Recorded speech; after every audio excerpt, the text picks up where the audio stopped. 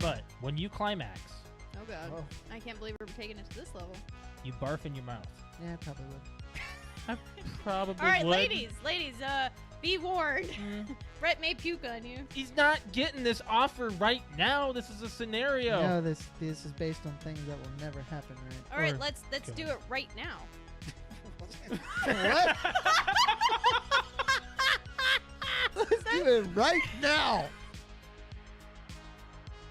When I was getting a physical to play football, I think I've never been fondled. the RN, which obviously they check you for a hernia. And before she did, she's like, "Everything okay with your balls?" And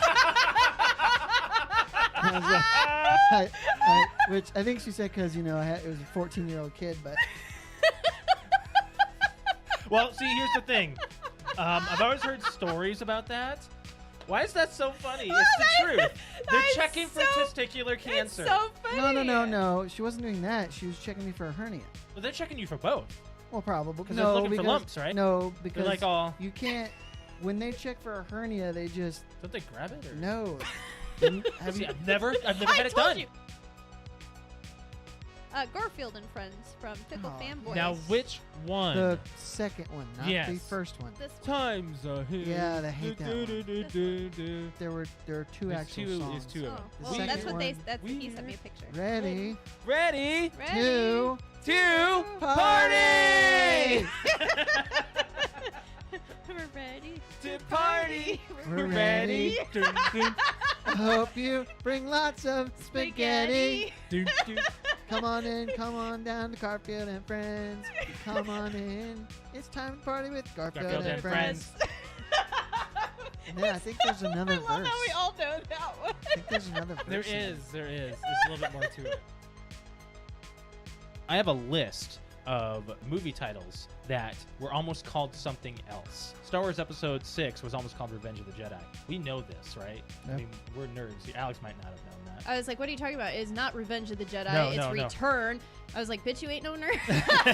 Head cheese. Head cheese? Mm-hmm. Texas Chainsaw Massacre. Alex? I have no idea. Yep. Yeah! Why, Nice! Why head cheese? Because I remember there's in the Texas Chainsaw, the remake in '01, they go into that rest stop Mm-hmm. and there's a pig's head Yep. in the display case, and head cheese is you boil How a did you pig's make head. that freaking connection, Brett? That is a photographic memory. at Oh work. my god. What is the McGangbang? McDonald's McGangbang. Simply order a McDouble and a McChicken. The McChicken sandwich is placed directly inside the juicy McDouble, buns and all. So if a normal McDouble doesn't quite fill you up, take the chance by combining a McChicken McDouble from McDonald's secret menu. So then do you just order the two different pieces, or do you You order say, I want the surf McGangbang? and turf, and they'll give you the two. And they'll give you the two and you put it together. I'm not into the fish thing, but I think I would do the McGangbang. Yeah. That does not sound right at all. You know what, honey? Let's try a McGangbang. Are you bringing that to the table, Alex? Are we We having can this set it on the discussion? table and do it right here on the podcast. Try a McGangbang on the podcast. Wow. Wow. So Die Hard started a I trend. hate Speed 2. Why? That's pretty It's bad. horrible. It's kind of like, it's more of a watch it because it's laughably bad. Yes. There are a few parts that I thought Sandra Bullock was pretty funny. She's a great actress, but she sucks in that movie. She cuts open the door with the chainsaw and she's like revving it. Can you guys get out? If you back up with the saw, What? if you back up with the saw, we'll give it a try. It's so bad. It is very bad writing. It is Oh, very bad. Bad. But I always thought of it as more of an action type than a funny movie, and it turns out this, like, as an adult watching it, it's a terrible It's film. horrible. That was a great That's great. quote by Yeah. you, John. I just got a Charlie horse in my thigh. Oh shoot! You okay? You were gonna fart or Do something. you need something? Hey, where's your Charlie Just give me horse? time. It's on the bottom of this thigh. Hey, you can do this. Put your foot out. Put your I foot can't Do it. move. Put your Oh shoot! Ah! Put it out. Now flex your foot up, like your toes towards the ceiling. It looks like you're trying to take a shit. What do you need to Well, I do? don't want it to look like What do you that. want to do? I'm trying to put my foot over there. Help me. My back's to the camera. No, you're fine. Ridiculous. You're fine. You're okay. It's You're okay. ridiculous. You're okay. You're Let's do some You're doing some friggin' Christmas trivia.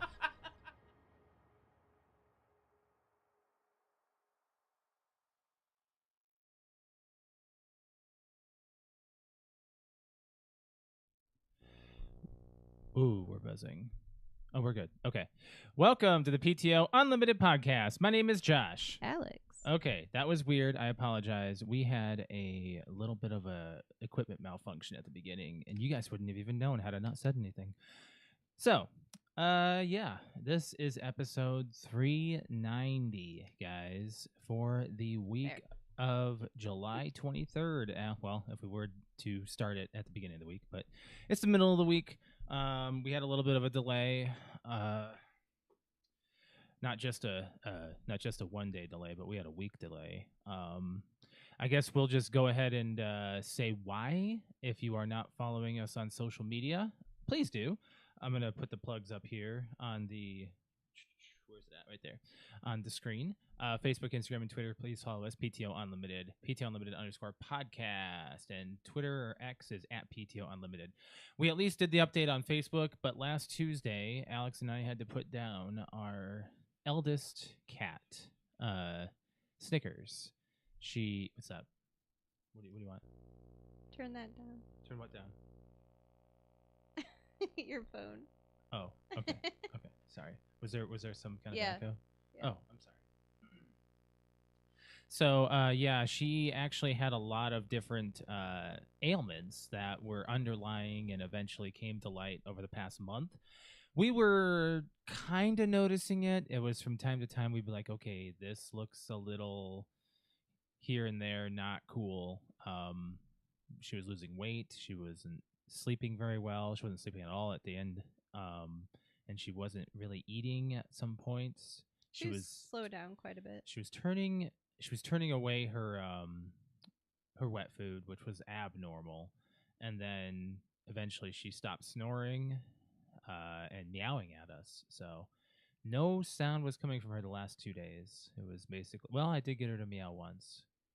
That was very nice. But yeah, we did have our last 24 hours with her where we decided this is probably going to be it. And I don't even think we gave it a 24-hour. It was 12. I'd say 12 Yeah, it was hours. about like 12. Yeah. When we made the decision. Yeah, it was pretty quick to where we were like, well, this is probably it. But we had already taken her into the vet the day of and had blood work done, but we didn't have any results back. We honestly didn't think we needed them at that point. She had the worst blood work. We found out Tuesday night. She was put down Tuesday at noon on July 14th. So yeah, or is it 15th? 15th. 15th. Actually. Thank you. Yeah. But there's a lot of interesting stories to say about Snickers. She's a very ironic cat, and she lived to Alex's introduction day almost. I'd say about 12 hours off, but it's still within an 18-year period. She was introduced to Snickers. Was that what time or when was that? So what was the story on that?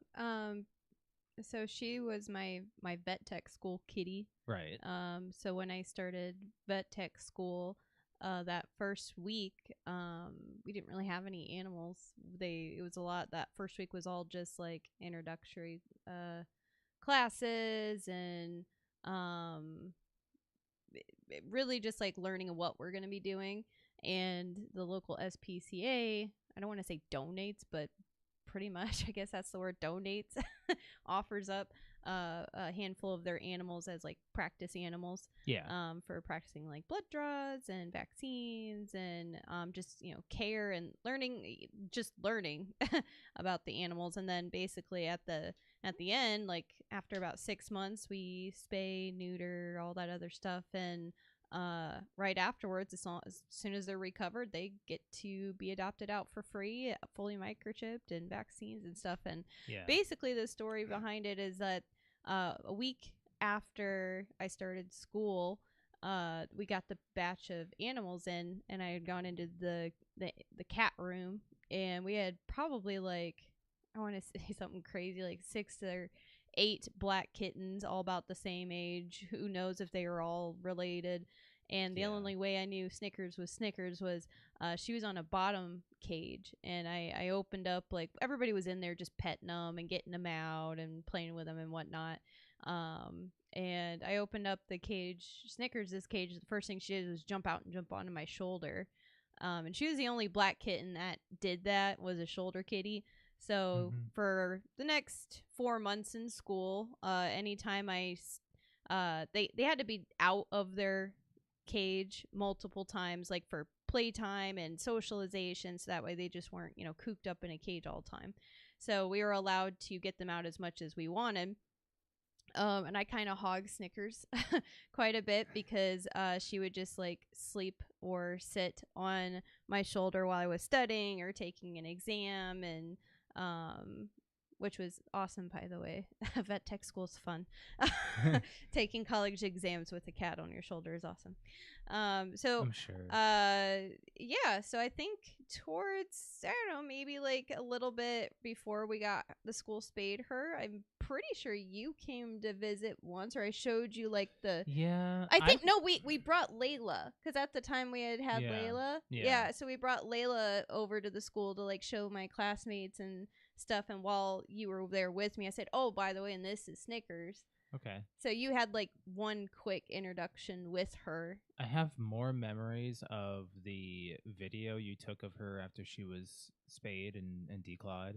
Yeah. And I was more interested in the long hair that we didn't Ross. take, and we're so lucky we didn't take. So glad he didn't take Ross. He was had a so lot of adorable. problems. He was like, everybody knew who Ross was, and there was like probably 6 people signed up to get him. And you were 7th. I guess, I don't know. Or you said no. I was somewhere on the top of the list, and he was this extremely vocal kitten that was super adorable. Mow. As soon as you flip the lights on in the morning, rah, rah, rah, rah, rah, like he was, everybody wanted him because he was cute. Do you think that's where Snickers learned her vocal? I don't think they learned that. That's just, it's a natural thing. Her trait was very loud. She was always That was loud. her dementia. No. She would meow at us and do her weird noise. Well, that was also because she had like a long, soft palate. Like she kind of had like, think of like the way pugs and bulldogs are. She wasn't like full smushy face, but like she had she wasn't a long, at all, really. soft palate that made her like snore and not really have a proper sounding meow. Right. So yeah, she didn't really have like, she had a weird sound that came out of her. But yeah, after 6 months, took her to Josh's apartment and said, all right, here we go. We have a 6-month-old black kitten, and introduced her to Layla, and at the time our other cat, Alex. Yeah. So, and then we had Snickers with pretty much without any issues up until the end, for almost exactly 18 years. Right. So, oh, you're gonna show that? Yeah. So I did some So I did some artwork over the past few years, and we've completed the original trilogy now. Right. Where we've got Alex and Layla and Snickers. And all of these are up on our wall, actually in painted, not really, canvas format. So, but yeah, this is the official tribute to them. So that was something I did immediately. Yeah, I just had to do it, Yeah. It's very nice. It was very difficult to find a it was not difficult and very difficult to find It's difficult to find a high quality photo of Snickers. Because she's black and all black. To find her in a light environment was very difficult. Yeah, to find her with a bright background. Yeah. Was difficult, because most of the pictures we have, you can't really you can't make her out because she's black, and like she just blends in with everything. And then you just see these big bright green yellow eyes, and that's it. So yeah, this was her picture was, she was probably like, she might have been about 7, 6. We were in the townhome. 6 to 8 years old probably in this photo. Yeah, we'll say that. So between 2014 and 16, I would say roughly. Yeah. Yeah. But So yeah, it is kind of weird. Moving on to Josh had Alex when like a month after we started dating, yeah, and then we got Layla. when I moved here, Yeah, when we moved here, or when Josh moved here in 2007. 6 and 7. I moved here in 06, but we got her in 07. Oh, that's right. We got her a year later. And then Snickers, I technically met before Layla was even born, but we Right. didn't bring Snickers home. I said we brought Layla home in October, I Yeah. believe, and then we brought Snickers home in November. And Layla and Snickers were best buds. Oh yeah, they liked each other. They liked each other's warmth. Yeah. And Alex was kind of like the queen of the house. Yeah. And now we have our season 2, which is Well, actually 5. well, I guess. It's our But next generation. Next generation, we still have Nymeria, who's 6. We've got who Pixel, is now the queen. who's now queen, and then we've got Pixel, who's 4, and then Cade, who's 2. So we have 2, 4, and 6. Yeah. Been a little easier this time to remember how old everybody is. We have until February to get a kitten. If we want to continue that. to make it every 2 years. Yeah. Because they'd have been born in December, kind of thing. Mm. Yeah. Yeah. That kind of stuff. But yeah, Snickers lived. We haven't made that decision. Yeah, she lived a very long, good life. She's here with us. Yes, there she is.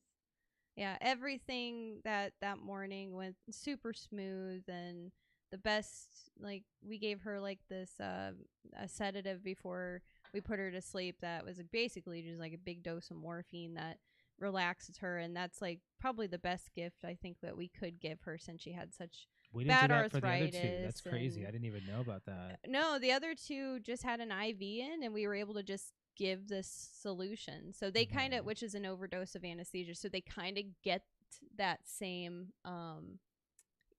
euphoria beforehand. Yeah. But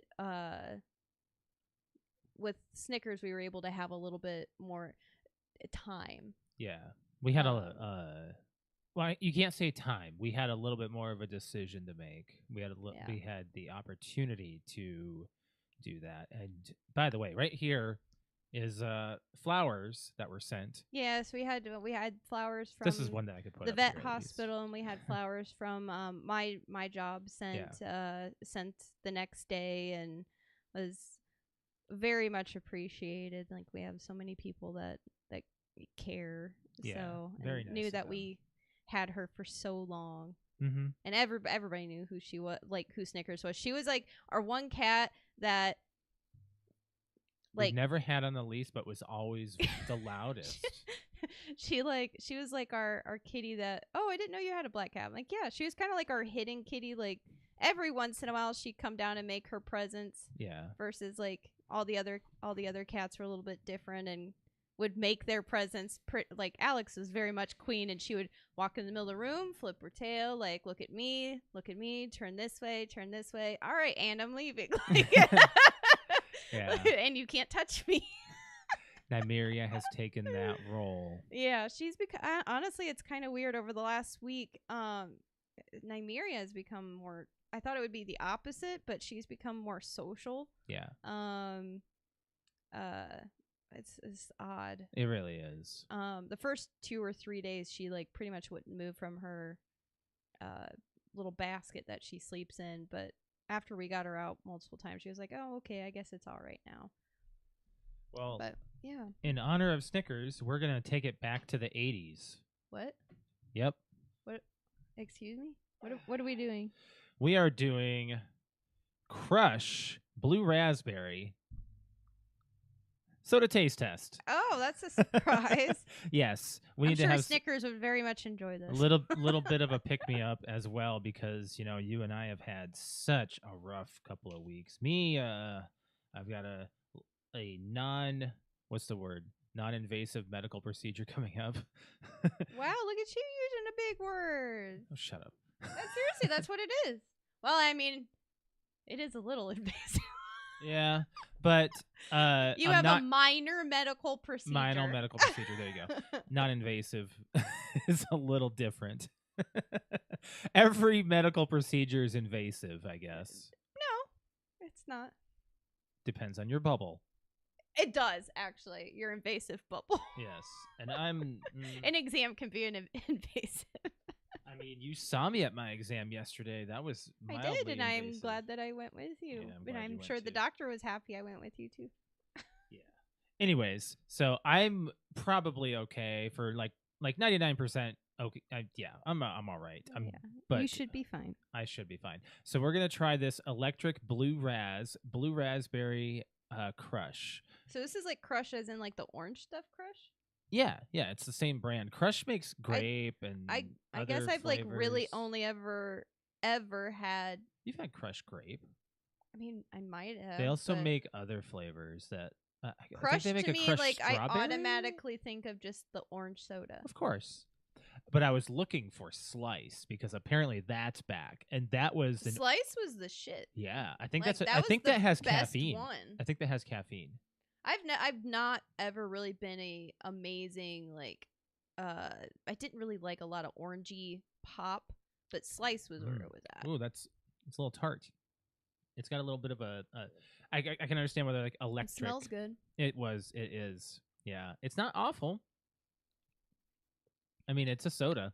That is actually pretty. It's That's pretty good. Yeah, just a quick pickup. I'm gonna have a little more. Yeah, that's actually really good. Wow, and it's like and it's blue raspberry, which is my favorite. Which okay, so do you know the history of blue raspberry? Everybody tells me all the time it's not like a real flavor or whatever. Oh, no. Do you want more? Blue raspberry is not necessarily not a real flavor. Yeah, that's good. Do you want like more? that. Yeah. Yeah? Yes, please. Okay. Yes, please pour some more. This is the first for in a minute. I'll just do a little bit. Yeah, most of the time when we do a soda tasting test, it's no. So, Crush back to the 80s electric blue raz. I got this at our local grocery store. So, our local Kroger. Out of 5, what are you giving it? I give it a 4.8. Me too. That's very good. The tartness is the only thing that kind of throws me, but it's okay. That would taste really good. All right, I'm going to go back to being 21, but this would taste really good with some vodka. Like if you were to freeze, like, oh my God, best summer drink. Freeze this as ice cubes and put it in some vodka. This comes in 12 packs. It comes in pints? It comes in pints? Yes, it does. Yes, it I'm comes. serious though. So like, that sounds like a really good thing. Or make a margarita. Cheers to Snickers. Margarita out of blue raz. This is good stuff. Yeah.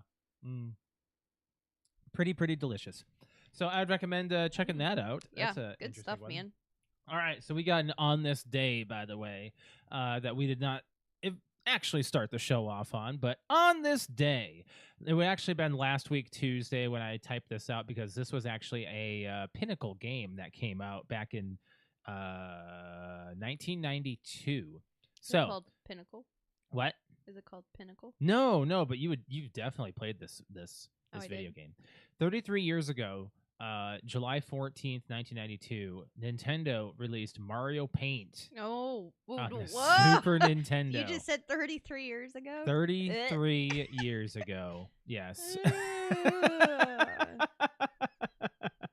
Wow. Yes.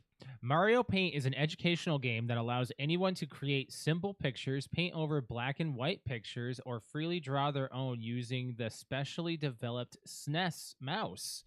The player can also create their own piece of music using a selection of notes and themes, create greeting cards and animations, or play a game of Gnat Attack, where they use a mouse to control a swatter to swat flies.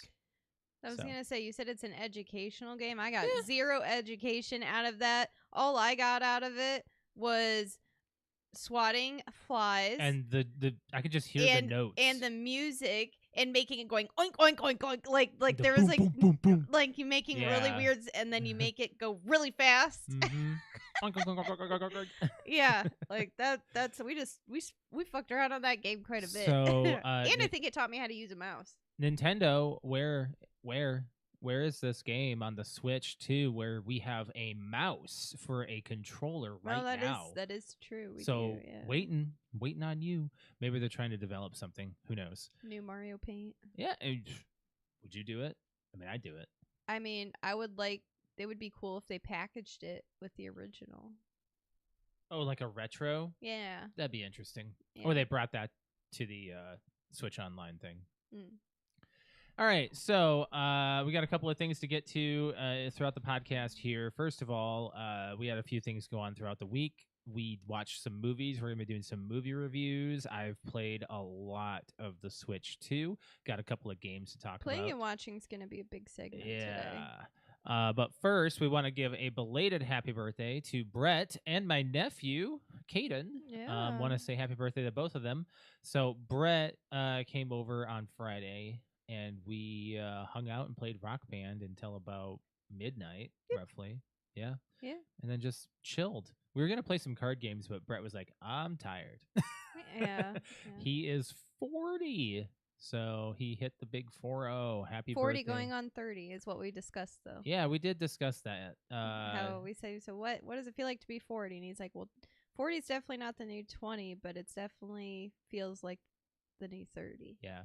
Him and Ashley are doing really well, and they had they spent some time with us, and we hung out at your grandma's pool for a few minutes until it rained. Then we just hung out in the patio for about an hour and a half. Spent basically 24 hours just like catching up. Just and talking, really. Yeah, but they're doing good, guys. Yeah. In case you're wondering. Yep. Brett probably, if he was here, he would say hi. Yeah. Yeah, we didn't really talk much about, the podcast itself, but we talked a lot about sports. Eventually we got into talking about some video game stuff. Yeah, gaming stuff. Yeah. Yep. Let me scroll down my list here of things that we've got. So in playing and watching, let's talk about a little bit of playing stuff and some watching stuff, and then I'll get into my reviews. We've been playing some Borderlands 2 and finally finished the campaign. That was We did. Well, we didn't finally finish the campaign. We got Brian and Patrick to finish the Borderlands 2 campaign for the first time. Yes. So we finally got through that with them, so we can go on to like either a little bit of DLC and play some Borderlands 3 eventually. Borderlands 4, I'm just waiting and seeing on that. I'm going to wait for reviews if you're cool with that, because the only thing that they're doing for pre-orders is just skins that don't really matter. Yeah. You're going to get plenty of different You're weapon going to get skins. so many. It'll be fine. It doesn't even matter. Yep.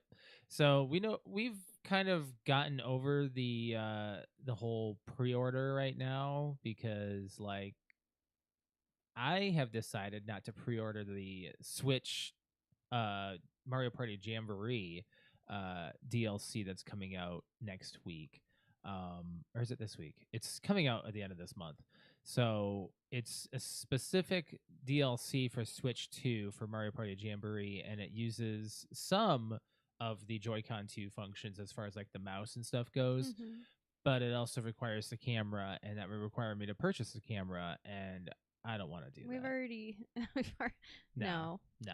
Mm-mm. And it's not adding any boards. It's not adding any like additional main huge gameplay. So what is their price tag on? 20 after the game. So if you already own the game, it's 28 for the DLC. Yeah. Okay. If I get a camera, I'll eventually maybe do it in the future, but I'm not doing it right now. I don't need to. Not my thing. I'm cool with that. I've got other stuff to do on the Switch too.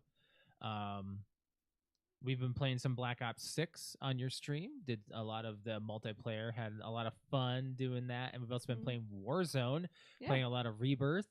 Got a few dubs, and you're actually are you enjoying it? I like playing that more now than I used to, yeah. Why is that? I like it more fast-paced. Yeah. Ayo. Yeah, because we went to the big map, and I was like, ooh. It just, like, the big map is fine, but, like, it feels like... It's fine if you're only doing the big map. I don't think you can go back and forth. I don't know. It all just depends versus, like... I don't know. I like the way that Resurgence is. Resurgence is really cool. Yeah. They have a Resurgence event from time to time on the big map, but it's just not as... It's okay. It's just everything's so spaced, and you don't get... I also feel like us as a squad has more fun playing on that versus on the big map. We just sit for 20 minutes looting stuff just to end up possibly dying. Like it's basically like Fortnite is Yeah. what it is. Speaking of, we've been doing that as well. Which playing we did. some We tried out the Blitz. Fortnite, the Blitz, and I really like the Blitz because that's why I like Call of Duty, like just the regular multiplayer, because it's like I play hardcore because it's just boom boom boom boom. I like fast pace. I miss getting squads on Fortnite, like full squads. That's some good stuff. I really enjoy doing that. We'll have to go back and do that sometime for those that want to. We've got a few things we've been watching, and then we got a few things we've been watching that we got to review. How I Met Your Mother. I wasn't done with like playing. I'm not done either. Oh, okay. I thought you were going into watching. No. Well, I mean, if you want to talk about what you're playing right now, yeah, go ahead. Yeah, well, I'm playing, but finished. Have you really talked about this on the show at all? I don't know if I have or not. Huh. I'm pretty sure like I talked about like what you got me, but I don't think I talked about anything else further than that. No, you didn't. But for our anniversary last month, Josh got me Pokemon Yellow, because I have my original Game Boy Color from like my 10th birthday. Yeah. Yeah, it would have been 10. That's crazy. My that 10th birthday, so I still have it. And it works just fine. So, and my favorite game I played on it was Pokemon Yellow. So he got that for me.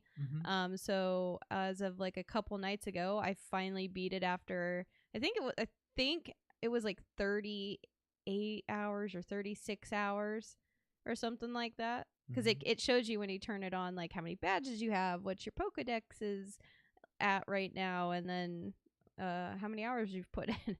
So yeah, I've put in like almost a full work week full of hours into the game. But I finally beat the Elite Four and beat the game a couple nights ago, and now I'm gonna go back and just kind of like evolve Pokemon and build things things stronger. So which one do you want next? Do you want gold or you want to go backwards? I haven't figured that out yet, what I want to do.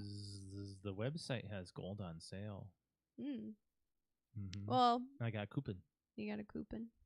It's in my cart. Yeah, we'll see. I probably, you just let me know. But basically what I want to do, because there was such a huge chunk of gaming that I missed during my preteen and teen years, because I went from playing, I kind of stopped playing video games, at least religiously,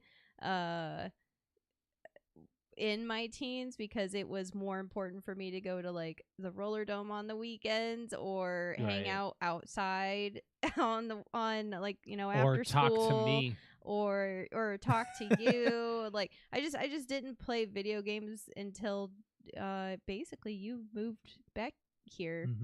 So there was just like a big chunk where I didn't play it. So I missed a lot of Pokemon games, and I love Pokemon. So I kind of just want to go from start to finish through the games and see what I like, what I don't like. And I'm kind of upset that the Pokemon event didn't really show anything cool. Everything is just a whole bunch of games that no one's really There's apparently like asking.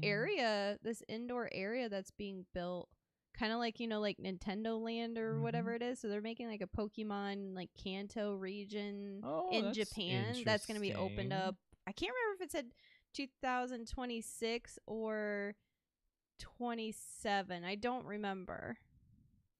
Yeah. What's chat got going on there? Brian says, I expect a Super Mario Land stream, Alex. Super Mario Land? Super Mario Land stream. I think that might actually be available to play on the Nintendo Switch Online Game Boy. I would suck at that. I don't play platformers. I suck at platformers. No, I'm the platformer. Josh is the platformer. She's the strategist. I like those. I like strategy or open world-ish. Or yeah. You'd probably like Legend of Zelda then, huh? You want I one of those played games? a little bit of Legend of Zelda when I was like on my Game Boy Color, but I never.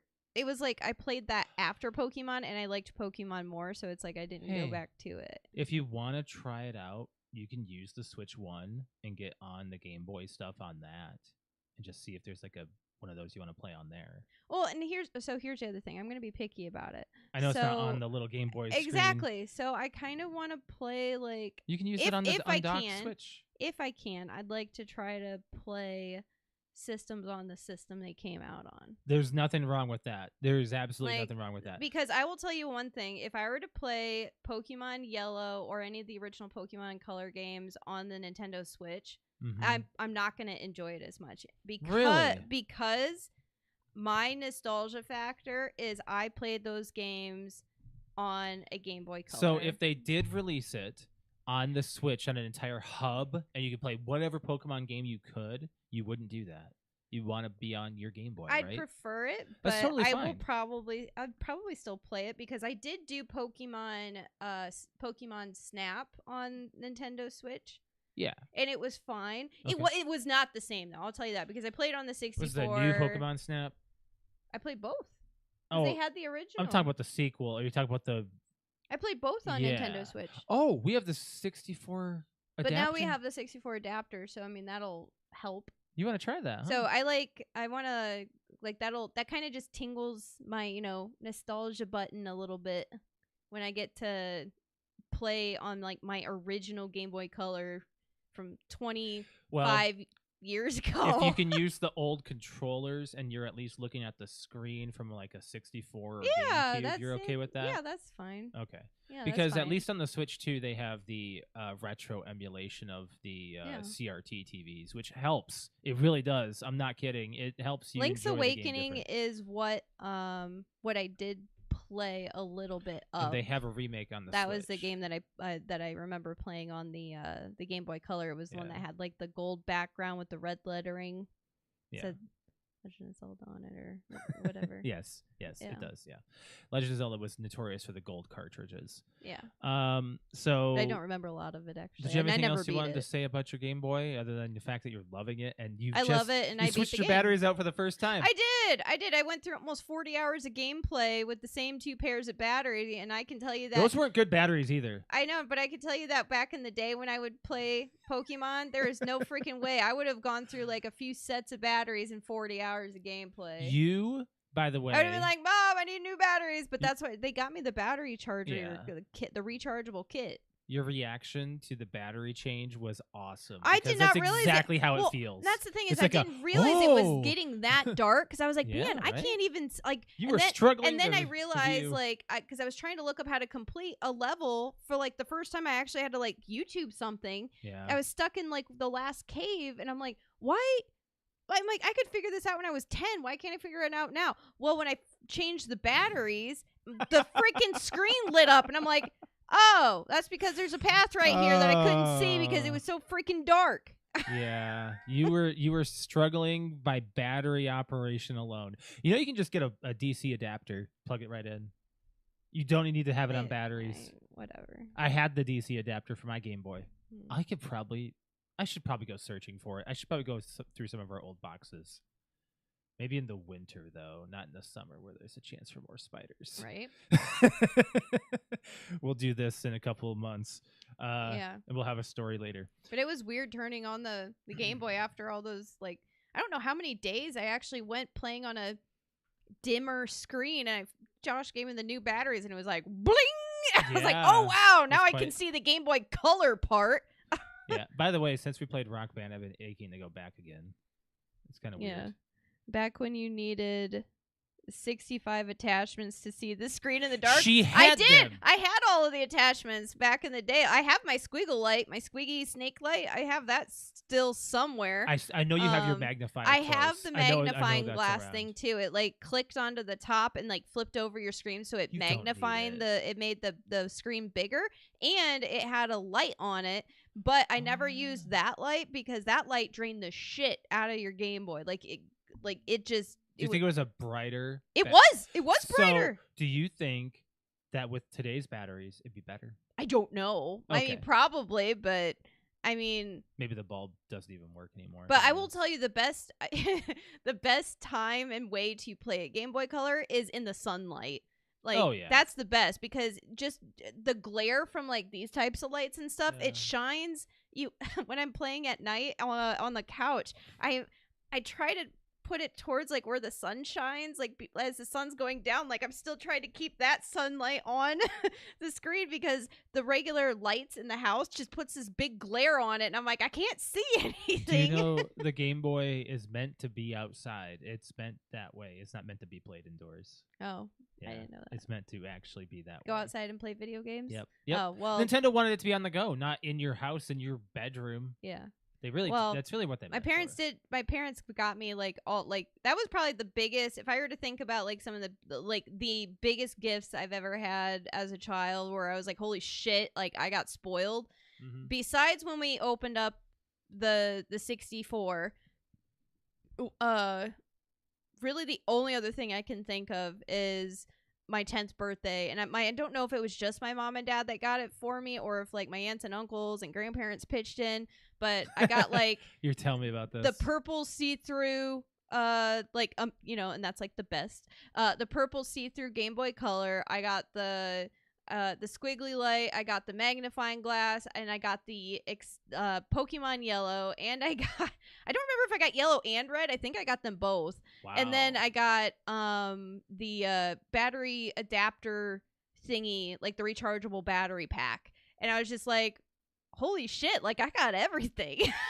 Yeah, you're 10 years old saying "holy shit" at Christmas. Well, yeah, that's exactly. It wasn't Christmas. It was my birthday. Oh, your birthday. Oh, my I thought it was birthday. Christmas. No. You got Christmas and that? I don't know what year we got the 64. It was whenever Donkey Kong. That came out in 99. If it did, then we got that. They had a good bonus then, I guess. Pokemon came out in 99. Didn't it? Didn't you see that? This, Pokemon Yellow? yes, yeah. That I got. It was either Or was it 90. I think 98? it was 98 because I got it in January of 99. Okay, you're so right. it came out in 98. Mm-hmm. Yeah, right.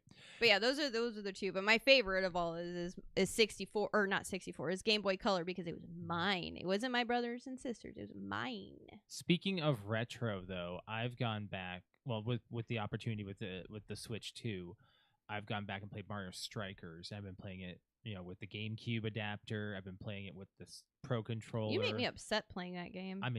What are you talking about? You don't look like you enjoy it at all. It's like a Madden. It's like worse than Madden. I should go back to Madden for a little When bit. you play Madden, every once in a while you get pissed, but when you play Mario Strikers, I feel like you're gonna break your damn controller. Well, that's because I'm supposed to hit the striker button on time, and I don't get it with the stupid controller button timing. I just have the issue with that. I don't know if it's due to the cord or if it's actually, technology difference, and it needs to read that. Technology. It might be millimeters off, split seconds. I used to be really good at hitting those striker goals, but I'm hitting them. I'm not awful. I'm just not hitting them as much as I used to, I guess. I don't know. But anyways, I'm enjoying the crap out of playing the GameCube, at least, and the retro filter and stuff. It's pretty awesome. But let's talk about some watching stuff, because we got a few things, and then I've got some reviews. We've been watching How I Met Your Mother on the side. It's been a minute since we've gone back to that, but should probably go back to that and have some what do you call it, casual comfort streaming. But this next thing is not comfort. We watched this documentary series that's on Nat Geo / Disney Plus, Hulu, whatever, called Trafficked with Mariana Van Zeller, and we watched this one episode about hold on. Yeah, that's pretty true. Thank you very much for that. It's just an emoji in chat. Yeah, that's right, Brian. Says a live look of Mr. L playing Strikers. That's pretty spot on, to be honest. I'm not going to stream that game. Yeah. The energy stays on the couch. Anyways, but this one Trafficked series is on Nat Geo. We watched one episode. It was about human organs and transplants and stuff like that, and whether or not they're voluntary and involuntary out of the states. And then we, discovered a whole rabbit hole of that kind of stuff. Yeah, there's crazy. There's a big rabbit hole. Yeah, so we'll probably watch other episodes within that series. There's like 4 seasons and like 8 or 10 episodes per season. They're like hour-long episodes. Just kind of like goes over things that you don't know are actually happening. Like it had a little bit of dramatized camera stuff going on. Yeah, that I'm just but, like, I mean, come on, we don't need this. I don't know. I think to sell it's because it's a show, so to like sell the show, there's got to be stuff like that. You and I are continuing on with Lego Masters. Yep, we've got the season finale next week. We'll have to watch that when I come back. Yeah. If you haven't watched Lego Masters, whether or not you like Legos or not, and you just want something entertaining, you should watch Lego Masters. It's awesome. At least seasons 1 through 4. This season is not. I'd say it's not as good as the other seasons, but at the same time, I feel like they're running out of content of things to like. You're going to be building this as a challenge because they've already had so many different challenges. The beginning seasons were really good. Yeah, I want to go back. You're kind of. I feel like they're running out of original. Would you want to go back to watch it again? Yeah. I mean, kind of, but we already know the winners. That's okay. But some of the stuff that these people build are like, what do you mean I only have 6 hours to build a city? Like, kind of thing. Like, remember that one lady in season 1 that kept on nodding her head? The blonde lady in the pink sweater? I don't remember season 1 very much. Yeah. Anyways, so Lego Masters, great show. We watched the trailer for Stranger Things 5. And it's an official trailer of, like, the season timing, when it's coming out and all that. Looks good. It's looking pretty darn good. I've been seeing TikToks of people trying to break it down. And, you can.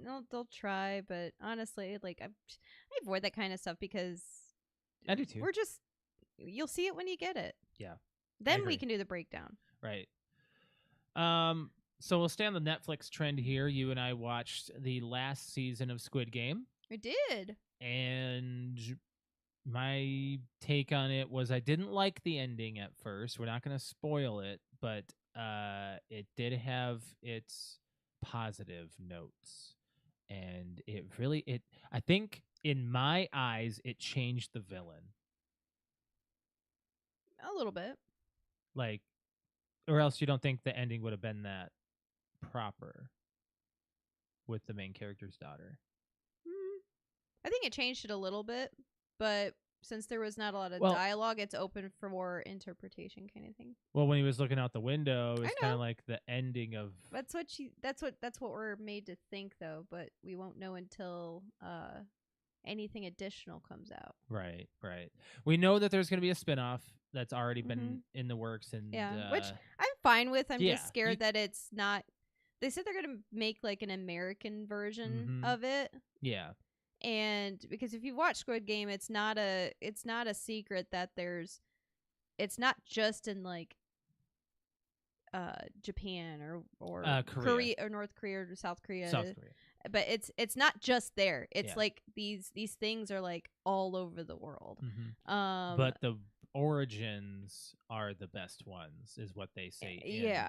But I'm scared that if they make an American version of it, I think it's gonna suck because I liked watching Squid Game because, for one, I think the language is fascinating to like we watch it with subtitles because like to hear like their emotion and the words that are not words to me coming out and they're communicate. I don't know. It's just there's so much emotion in that type of acting and not knowing the language and the way that they are and their culture is versus ours. Like, I just feel like if we have an Americanized Squid Game, it's gonna be a bunch of just annoying Americans. I'm not gonna care. Like, I feel like I'm just not gonna care. It's not gonna have the right kind of like feels as the Korean Squid Game. Like, you think so? That's what I'm scared of. I think it's just gonna be a bunch of annoying Americans, and I mean, in characters I'm not gonna care about. You never know. I think that they might do a good job on this. We'll see. I mean, it's prove me wrong. Different budget, Yeah, and it's gonna have a great budget, but I mean, money doesn't Money does not. Money give doesn't you... mean it's gonna be good. No. Some of the best things have very low budget. Yeah, because that's you very put your true. heart and soul into it, and you hope it does well. That's very true. It's where the soul you get a little bit more is. money, you put your heart and soul to hope it does well. You get a lot of money, you're like, we'll back off. Just we know we're gonna make more money. Just put a little bit of sprinkle some of the old, some of the new. All right, here you go. Yeah.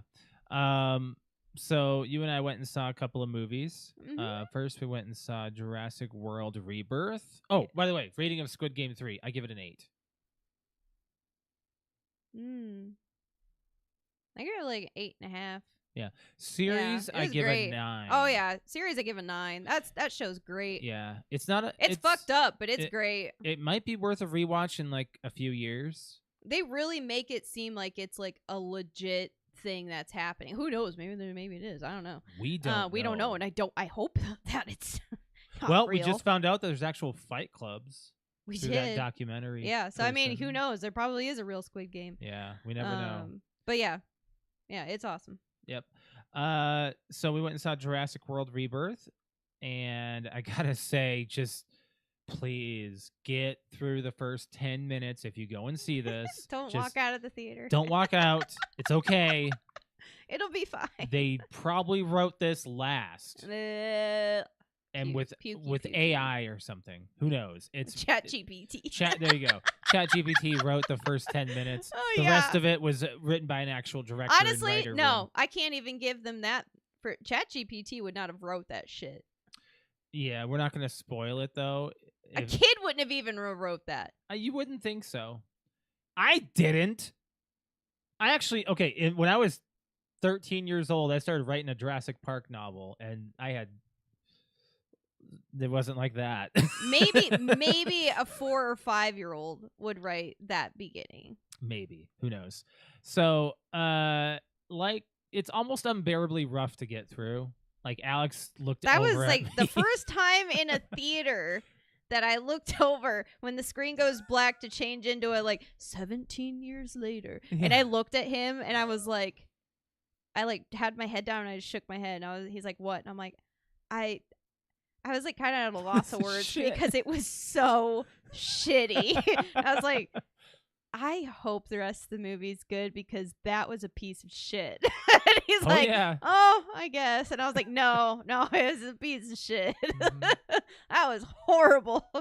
I can't tell you because it's too new. If you want to know about the piece of shit, 10 minutes of Jurassic World Rebirth, go watch it yourself. Yep. The rest of the movie is fine. Trust me. It's fine. The rest of the movie is fine. Good writing. The beginning they didn't even need to put it in there. Yeah, there's a little bit of plot armor, but that's okay. You get through it. That's with a lot of Jurassic Park movies. But they did introduce a scene that was written in one of the books that I loved seeing, and I was really happy that it was there. But I mean, there's some elements about the story you could take out, and it would probably be better. I give it a 7.5. Okay. Yeah, I agree. Yeah, it could replace Jurassic Park 3. You keep saying it replaces. I think it's next in line. It could be 4. It could be 5. Jurassic World is fine. I like Jurassic World. It's not an awful movie. Yeah, it's fine. So this could be 5. I think that the way, the environment and the way that it's written and stuff feels very much like it would fit as a Jurassic Park. They shot Rebirth in Thailand on site. Oh. So those vertical cliffs are legit. Wow. Yeah. That's not CGI. Yeah. I mean, some of the scenes you can tell are CGI. I mean, but the storyline is is kind of it, but I mean, at the same time, it's a Jurassic Park movie or Jurassic World movie. Like, you gotta. Actually, is there scary dinosaurs, people dying and getting eaten by dinosaurs, and then is there a reason for people to be on an island getting things and things getting it is a traditional Jurassic World Park story. The plot comes together pretty well. Yeah, but there's some stuff that that shouldn't happen. Yeah, but it's a fucking movie. So right.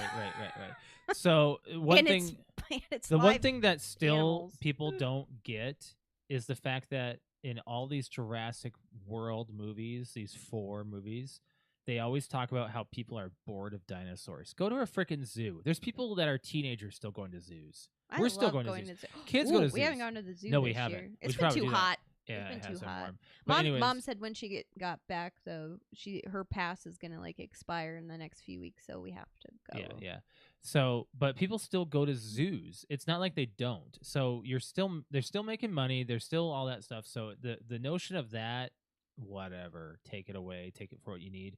But the fact that they can't, the story about things they can't do or whatever, I get. It actually does make a good story. So, it's a good story in its own right. Haven't been to the zoo since we were in Kansas. Hey, that zoo was huge and freaking amazing. That was too hot to go to that zoo. I mean, it was a very hot day, and that zoo was like 10 times larger than I thought it was going to be. Yeah. Like, but that was a great zoo. I mean, the petting petting zoo part was like freaking gold, like compared to the one here, and the one here is considered one of the top zoos. So you and I went and saw Superman. What's your thoughts on that movie? Superman? Yep. I liked it. Okay. I didn't think it was like same. I didn't think it was blow out of the water, exciting, brand new kind of first time we saw Avengers, 10 out of 10 kind of thing. But I also didn't think it was like Jurassic World and went, oh, that's really shitty. I think it was like but it was also just not okay. It was just slightly more than okay. It was good. Yeah, I walked out of the theater after the credits rolled, feeling nothing.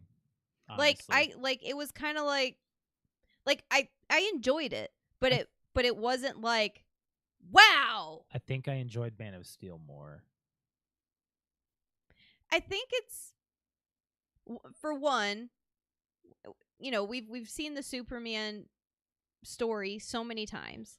So that's one. Number two, it's very much, it's more to me, more lighthearted. There's only like one really like dark or what's considered dark scene in like the whole movie. Yeah. So it's not like really deathly scary and like kind of like how they're trying to make the MCU right now. Nicholas Hoult is a great actor. I will tell you that he plays a very role he's been in. Oh, that too. He just nails all of his roles. I don't think I've hated him in any role. I mean, he even nailed Renfield.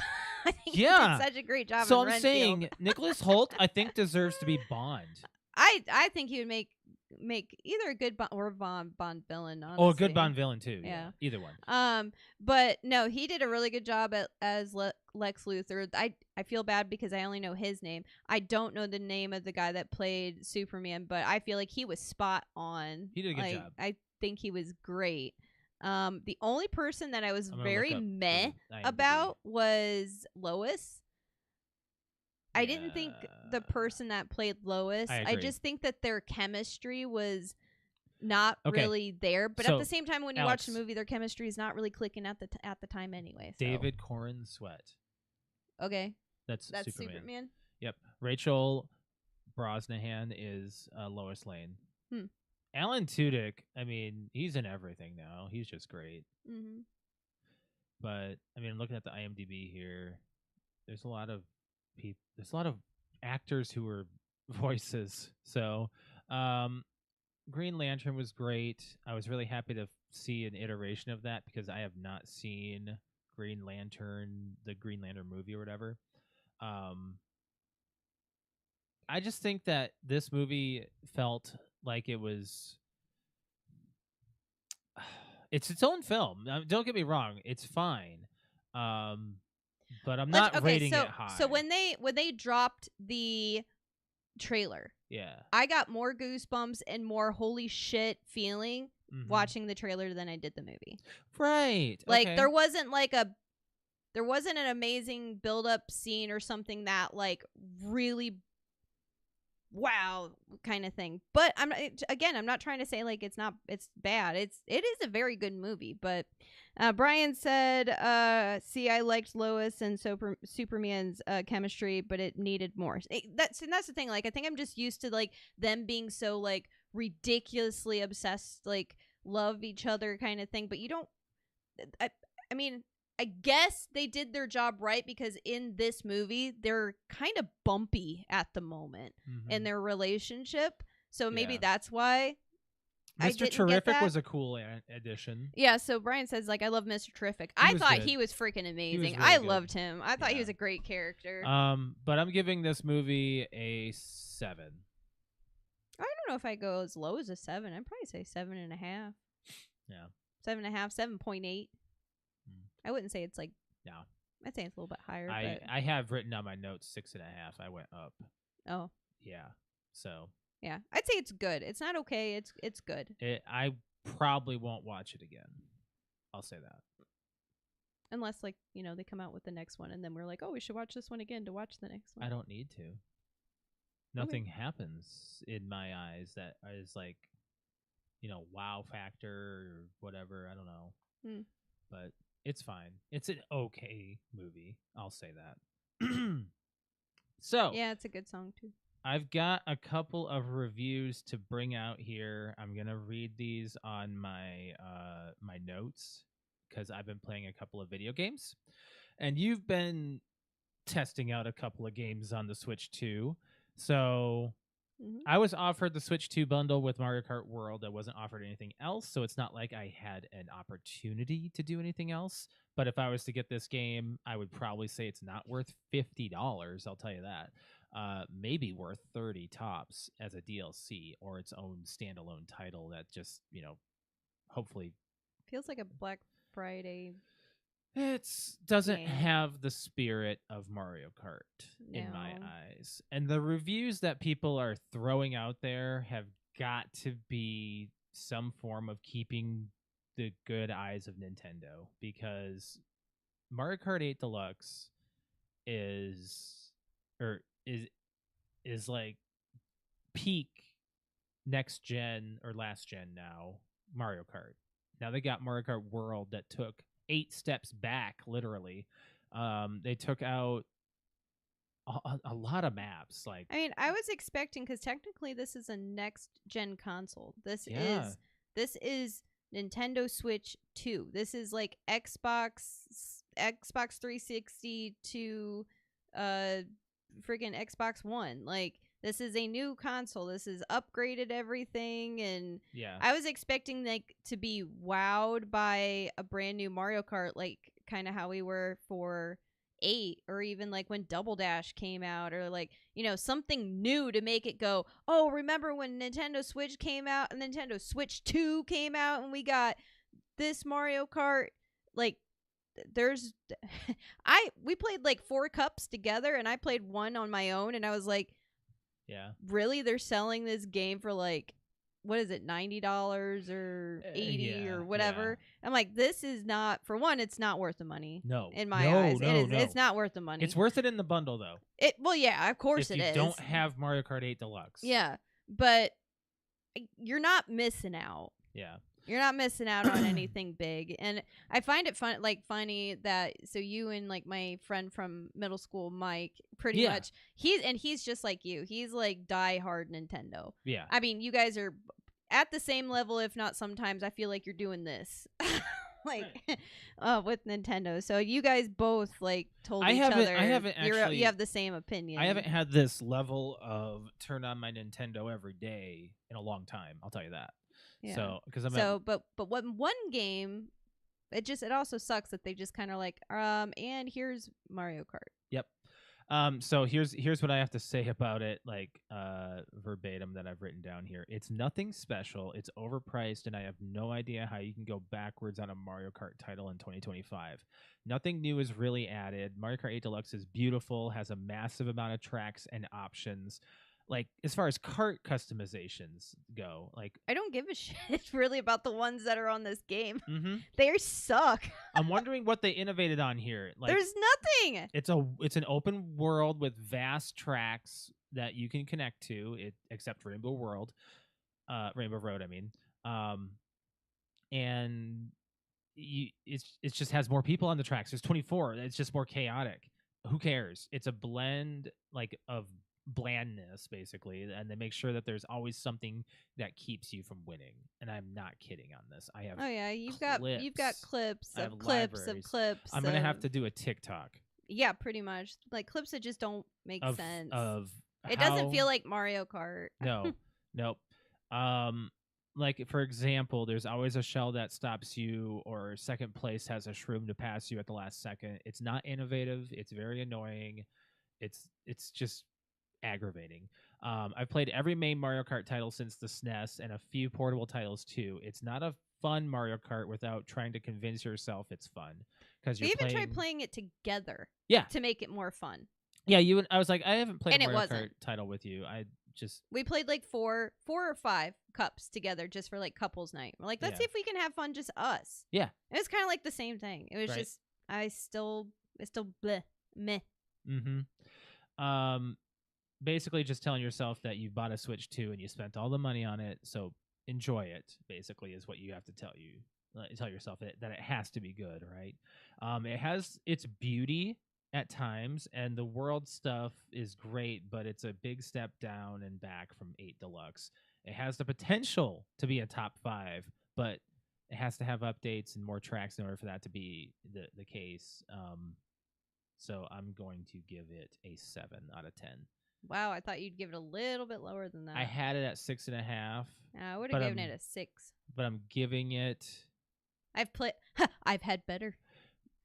Mario Kart 8 versus Mario Kart 8 Deluxe. Mhm. Let's start there. Mario Kart 8 wasn't that great. Let's be honest. No. That was the Wii U. Yeah, it sucked.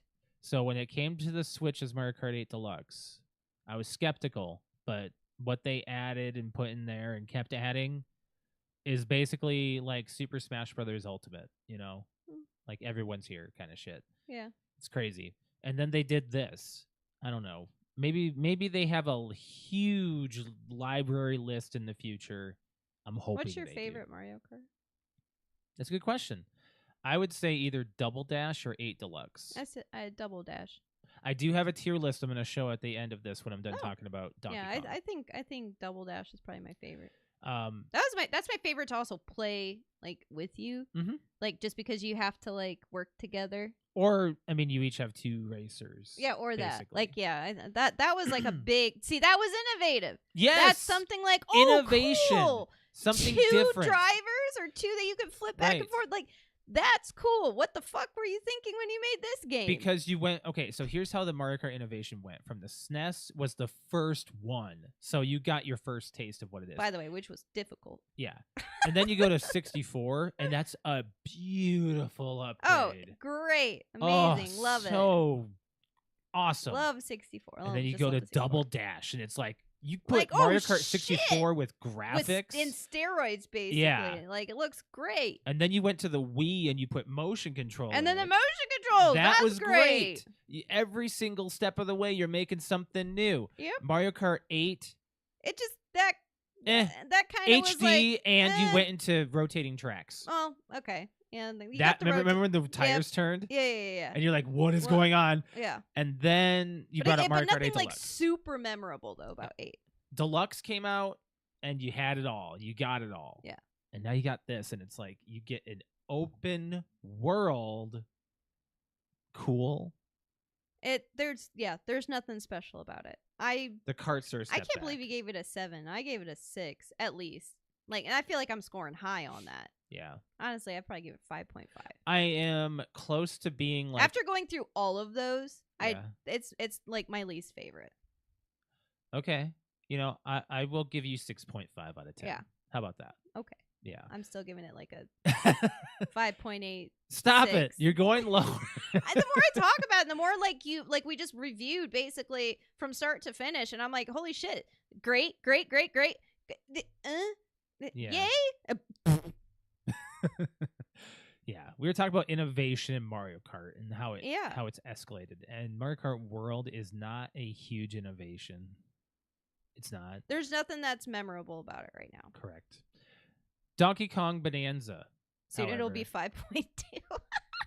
Hey, don't tempt me. Donkey Kong Bonanza came out just over a week ago. A week ago, I should say. Actually, it was Thursday. and it has been my go-to game off stream. Yeah, all I keep hearing in my head is Oh, banana. banana. Banana. Yeah. It's not like Mario Odyssey where it has emotion. It's not an emotional game yet. It's also not like 64. What? I don't think it's a lot like Oh, no. Mario, oh, yeah, Donkey Kong 64.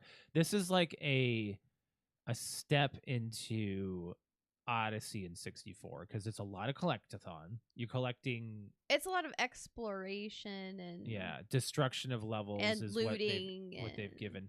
You can climb practically anywhere. Mhm. So that is the change between that and Odyssey as far as the reason why I'm comparing it, same developers. So let's just like throw that out the window there. Like, hey, same developers. This might have probably have been an Odyssey title before Nintendo said, "Hey, can we get Donkey Kong in this?" And they're like, "Oh, let's," or I don't know. Maybe there's a documentary that'll come out on it. Who knows? The enemies are not memorable. So that's the only downfall because you show me these guys and I'm like, what's so special? yeah. You got Grumpy Kong. I do like the little blue iceberg things though. Those are like the Like the good people. the construction people. Yeah, I like those guys. Those are cool, and they change forms and Mhm. stuff. Like And- that's pretty cool, and they're memorable. Every level you go to, there is an NPC type that you talk to that is like different for each area. So Yeah. those are at least characters that I can at least see and be okay with. But like most of the enemy types, they're not Kremlins, man. Just bring the Kremlins, unless I am only on World 4. Okay, so. And I have gone through and gotten every single banana in every. I know you have. Oh, world. banana. Oh, banana. Like it's just in Every While I'm on the couch single- playing Nintendo or playing my Game Boy Color on Pokemon, I'm getting like do do do do do. Oh, banana. Yeah. Like just back and forth. So I'm not just done there. I'm collecting every single fossil, and those are the other collectibles that you spend currency on. So I have 100% of this game so far. So I'm going through every single world, getting every single thing before I leave.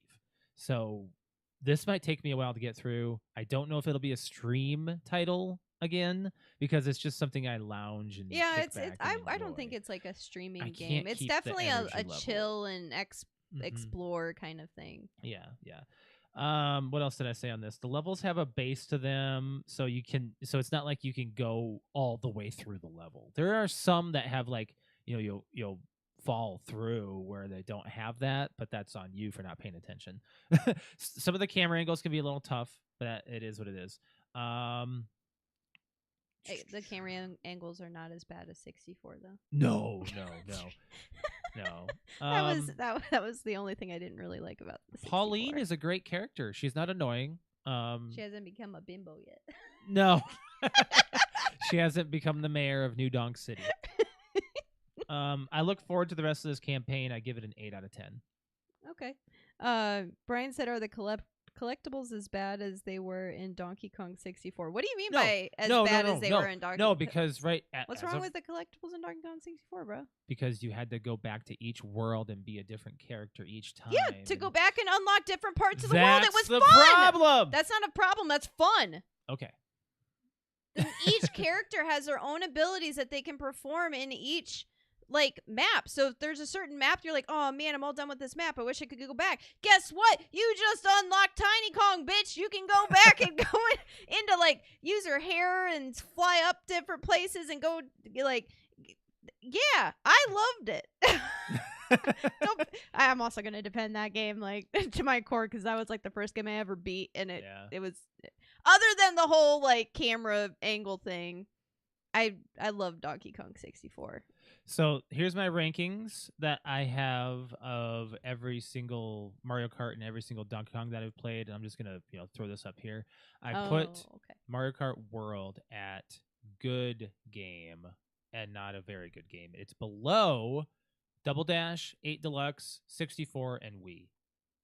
So it's in the same. Where are we at? Oh, there you are. It's in the same boat as the late portable titles and 8.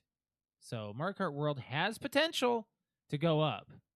and then the rest of these are lower end titles that aren't as great. And then Donkey Kong I put up there as far as next to Donkey Kong Country 3 and 2. That's how I rank that, above the latest Country, Donkey Kong Country Returns and Donkey Kong Tropical Freeze and 64. I've only played a little bit of 64, so I can't put that high up there. And then, of course, the Game Boy titles and Donkey Kong Country are kind of mid. So, but that's how I rank them. And that's how I think they go right now as far as Donkey Kong and Mario Kart. So I've been able to do that lately because there's so many titles that I have played of these. So it's actually pretty awesome to see. Well, for you being such a fan of Donkey Kong and giving this new one, and you said an 8.5? 8. An 8. Right now. 8. I feel only like that's on World pretty 4. good so far for you being you loving Donkey Kong so much. Yeah. I want to see where this. I have not had the ending spoiled. I have not. I hope I'm only halfway through. So if I am, great. And I want to see how this ends and connects to. I'm suspecting it connects to Mario Odyssey somehow. So just want to see how that happens. Now, as far as the Nintendo Switch goes, Nintendo Switch 2, I don't hate that I bought it. It's actually okay that I've got it. I enjoy turning it on and playing the games that I've got right now, and I'm looking forward to. I think it enjoys you turning it on too. I don't. I felt less guilt buying Buyer's remorse. Yeah. I have less buyer's remorse now that I have Donkey Kong. When I bought the Wii U and the Switch and the Wii, all of them came with bad like timings, and this is like I got the opportunity, and it turns out it's not a bad purchase. So I'm not hating it, and I'm looking forward to getting like a Pro Controller too and trying that out, and then also getting some Joy-Cons for the Switch too. But I was going to do another topic, but we're going to skip that because we have so much more to go on to. We have to get to our movie club movie. We need to like push. We have a lot of other stuff to talk about. We still have some nerd news to get to and fan question. So, movie club movie. We didn't announce this on the show. So this is like, hey, by the way, we watched this movie. It's an older movie. Don't worry. And we both realized we were just swimming in the pool, and we're like, "Have you ever seen this movie?" No, me neither. I've always wanted to. Let's make it that movie. Yeah. I'm glad that we chose the movie. So this movie we chose is Airheads, and this came out in 1994. Yeah. Believe it or not, we've never seen Airheads until now. And there's a good number of people that haven't, actually. It's I feel like crazy. It's one of those, like, because it's like when we're watching, like, Watch Mojo or something, like, there's always some references to, like, Airheads. You think so? Like I've seen so many like YouTube videos and stuff from. I've seen scenes from the movie and or heard it talked about. So I'm like, it's popular enough. So this movie stars Adam Sandler, Brendan Fraser, and Steve Buscemi. So and many more. And many more. Many surprises that we had no idea were in it until we watched it. So that was awesome. So here's the first thing I'm going to lead with, Alex. This movie came out 1 year before Billy Madison.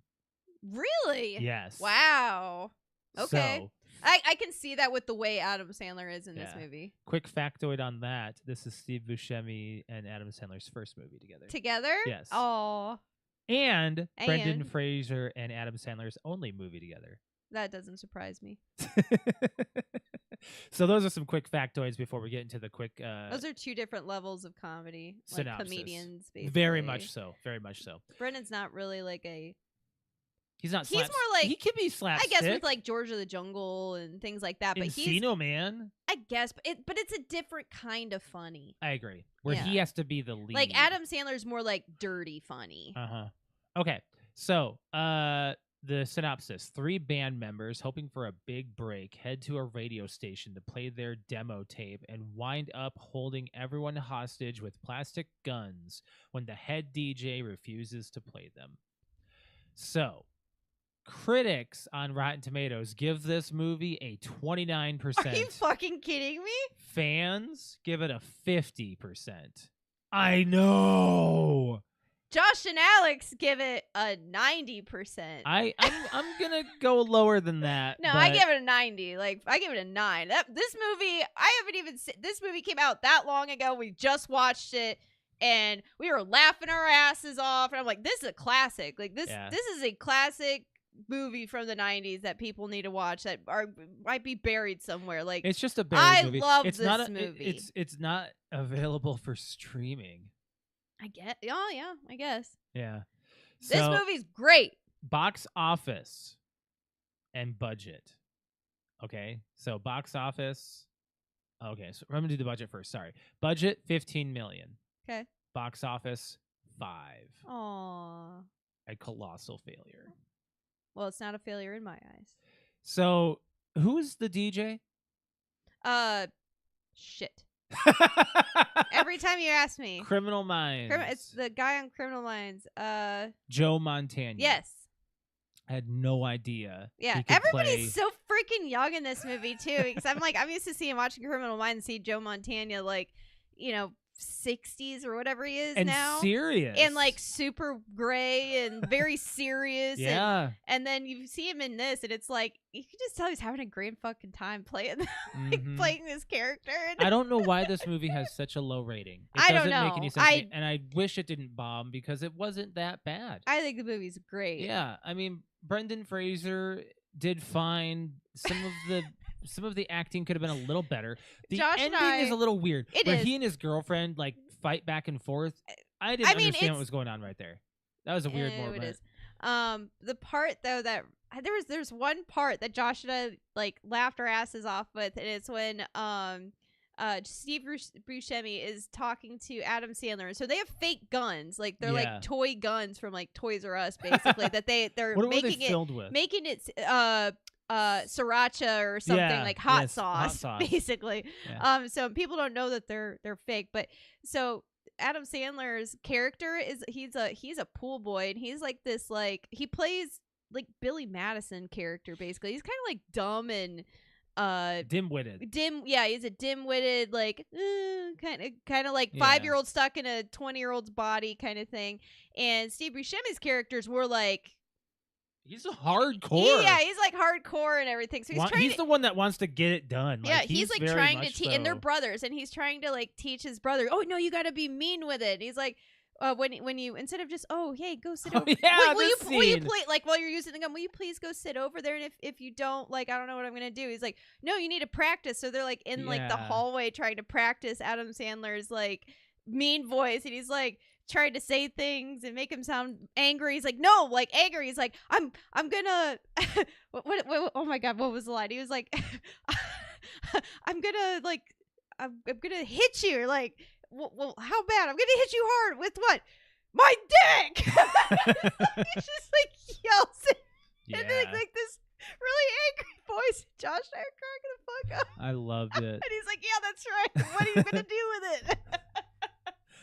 It's hilarious. The comedy in this movie is so random. Chris Farley's in this movie. He's hilarious too. He doesn't even have big part in it, but he's hilarious in it. Chris Farley's in multiple scenes, but he's a cop.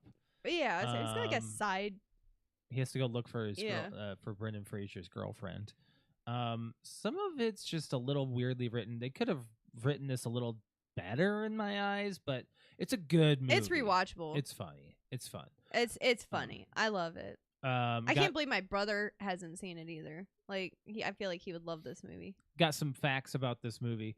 Death metal band Cannibal Corpse was originally set to play in the movie, but when the producers found that they played in Ace Ventura, during yes, the producers opted for White Zombie. Yeah, I was gonna say, which was great. You got White Zombie, like walking. I'm like, holy shit! I think that's Rob Zombie. It was crazy. It's crazy seeing that. Yeah. So the radio station is KPPX 103.3 Rebel Radio. It is based on the Long Beach radio station KNAC 105.5 called Pure Rock, which went off the air 6 months after this movie arrived in theaters.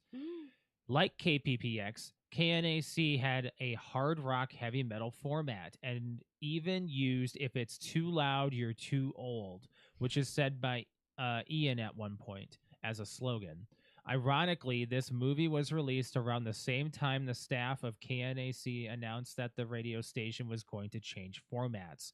KNAC went off the air February 15th, 1995, and was replaced by the Spanish language station KBUE There was a station in Chicago. here and in Chicago that went like to like slow music or like soft music and stuff, and it was like one of my favorites.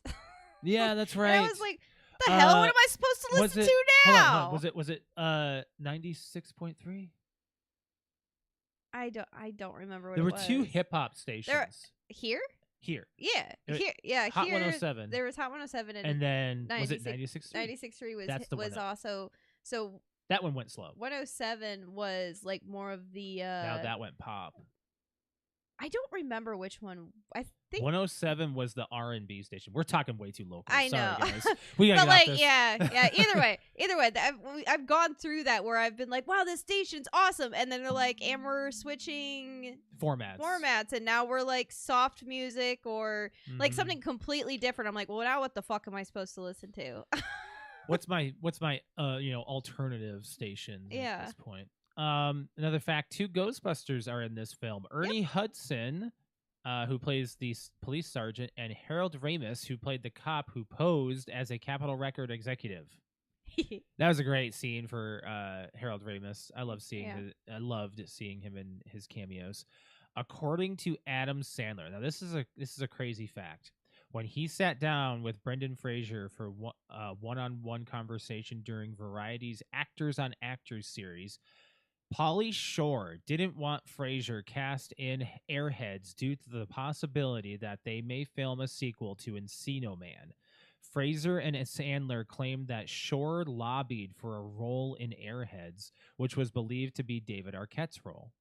Also, Sandler went to bat for Fraser when director Michael Lemmon didn't want to cast him, still viewing Fraser as his role from Encino Man. Sandler went to Lemon's house at 4 a.m. and told the director that he would quit if Fraser wasn't cast. That's weird that they haven't been in any other movies together. And I can't think of any other person to play his character really, because everybody was just so good at their. His name was Chaz. Chester.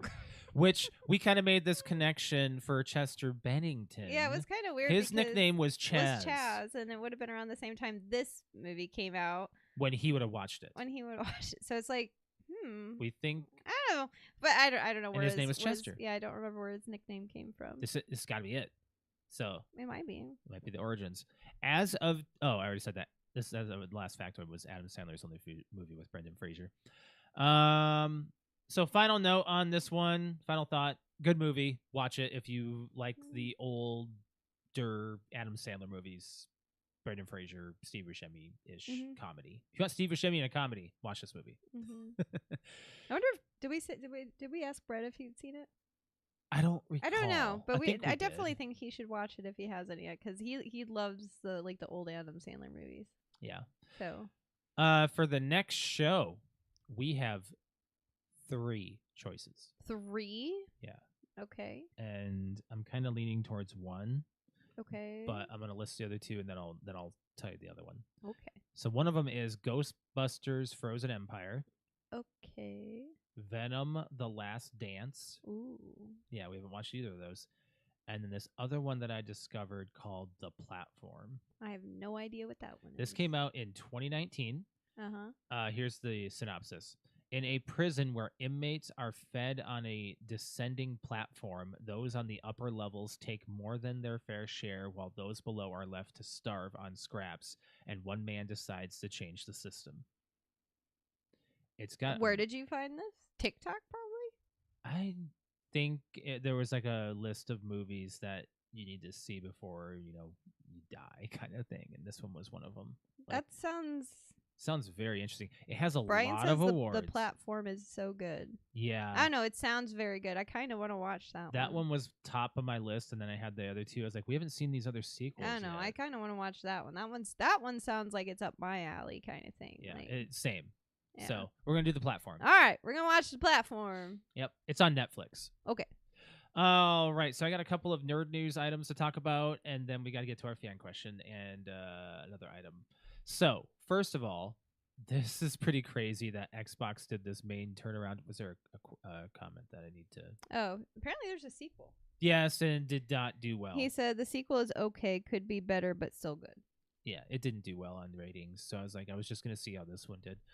Xbox did a U-turn on its price point of Outer Worlds 2 due to fan backlash. Wow, I can't believe they actually did this. Yeah, I've read this article and my jaw dropped.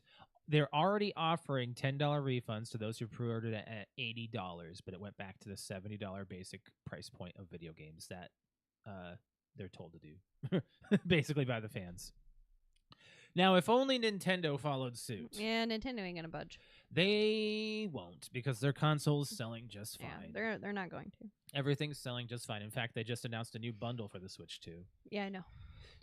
Pokemon X and Y, or XY, or X. Yeah, but I looked at it and I look under the comments and stuff, and it's nothing special. So. Yeah, it is what it is. Anyways, next item of nerd news business: Splitgate 2 is set to unlaunch and go back to beta form, amongst other issues and problems that they've had over the past since its launch. I don't remember us having like. I didn't like it. I thought it was fine. Honestly, I'm not sure why we stopped playing it because I thought it was fun. Well, we're gonna have to stop playing it because they're gonna take it offline for a minute.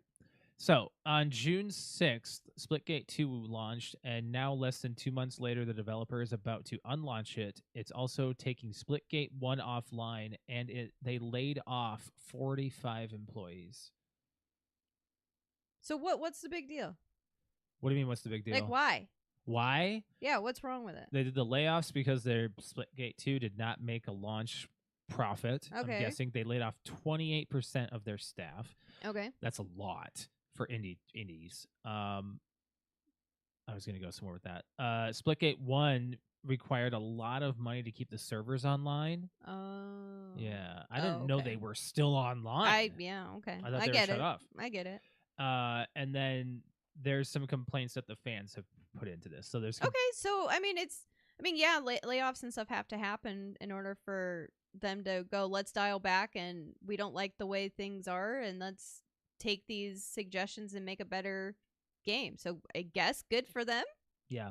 For listening to your fans. The CEO Ian Pralks admits the game was not ready and calls it more like a beta than a finished product. Okay. Community feedback came out, and developers read and cataloged complaints from Reddit threads. The CEO said that they're now focusing on listening to the community and resetting 3 key areas for improvement based on the player feedback: missing basic features like leaderboards and progression. Okay. More portal walls to restore core gameplay. I agree with the portal walls. I actually agree with that. We had certain sections we could only do. Yep, I agree with that. Reworked game modes with a focus on classic arena-style gameplay, and I agree with that. I agree with that, so too. I loved Splitgate 1, Mm-hmm. but Splitgate 2 came out, and I was like, you're just sliding everywhere.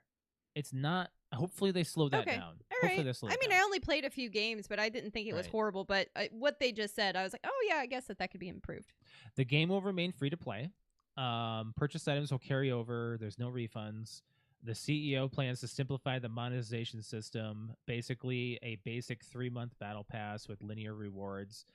There was some criticism that came through here when well, they spent $400,000 on influencer marketing, but admits not all efforts worked, and the budget to keep Splitgate 1 exceeded the budget that they had. And here's some controversies that they had at launch. At Summer Game Fest, the CEO was criticized for political references. They slammed Call of Duty on stage and got backlash from fans and devs. They launched a $145 microtransaction bundle that was heavily rebuked. The CEO later apologized and pulled the bundle, but reputation and damage was already done. So, after Chapter 3, Splitgate 2 will go quiet while it's being reworked. And despite the layoffs and criticism, they are determined to rebuild, and says the team has been through worse and remains committed. It's brutal, but we're not going away. We love this game. So good. Splitgate 2, hopefully by the fall, you'll be a little bit more interesting. But we got Black Ops 7, which is getting a lot of flack, by the way. Not a lot of people are happy about it. I mean, I don't think I was ready. Like, I was ready for another one already. Yeah. We're gonna get 2 titles. We're gonna get 2 of each title. So next, we're gonna get another, either Modern Warfare, probably, or it's gonna be something new, and then the sequel to that, and then we're gonna be another Black Ops title. I mean, I don't have any problem with Black Ops 7. Like, I'm not gonna deny it. If it's a remaster of 1, I'm totally cool with it. Because the cover looks like 1. Or 2, I mean. If it's a remaster of 2. Or 1 and 2. Anyways, Splitgate 2. Hopefully it's good later on. We have to talk about Ozzy Osbourne. This was a huge shock in the music and industry, just the entertainment industry in general.